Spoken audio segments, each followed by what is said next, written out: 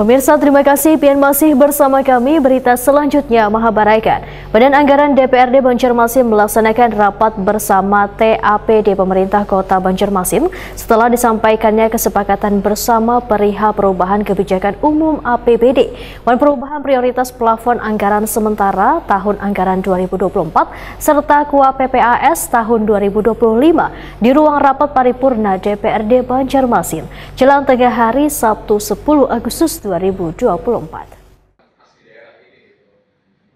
Badan Anggaran DPRD Banjarmasin melaksanakan rapat bersama TAPD Pemerintah Kota Banjarmasin setelah disampaikannya kesepakatan bersama perihal perubahan kebijakan umum APBD dan perubahan prioritas plafon anggaran sementara tahun anggaran 2024 serta KUA PPAS tahun 2025 di ruang rapat paripurna DPRD Banjarmasin jelang tengah hari Sabtu 10 Agustus 2024.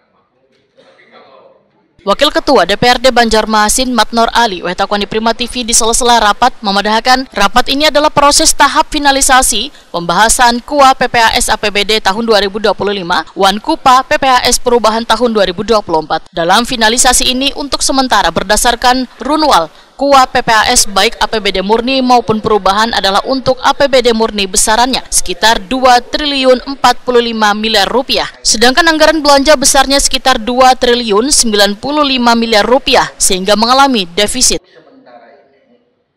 Politisi Partai Golkar ini pun menyatakan kekurangan tersebut masih belum bisa diprediksi lantaran transfer dari pemerintah pusat masih belum masuk. Nanti kita mengalami defisit. Mengalami defisitnya kurang lebih 50 miliar. Tapi masih belum memprediksi bahwa transfer pusat belum sepenuhnya bisa masuk ya. Artinya ketika masuk insya Allah kita ini. Itu untuk murni ya. Kemudian di perubahan. Kalau di perubahan sementara runway kita mengalami turun ya. Mengalami turun dibandingkan dengan APBD murni tahun 2024 kurang lebih 4,04% dari APBD murni. Jadi kita pendapatan itu menjadi 2 triliun 550 ya. Kemudian belanja kita 2 triliun 45, kemudian belanja kita 550 miliar, 2 triliun. Kita mengalami defisit kurang lebih 8 miliar. Nah, tetapi defisit kita di perubahan akan tertutupi dengan adanya SIRPA. SIRPA tahun 2023 berdasarkan hasil HLAP itu kurang lebih 18 miliar.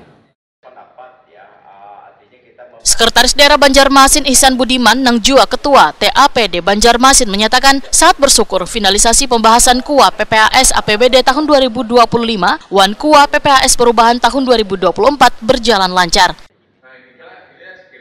Kedua dokumen ini, ujar Ihsan Budiman, akan menjadi bahan pemerintah kota dalam pembahasan anggaran pendapatan belanja daerah. Dua dokumen ini menjadi acuan nanti dalam hal pembahasan APBD-nya atau APBD perubahannya. Nah, baik nanti berkenaan dengan 2025 maupun 2024.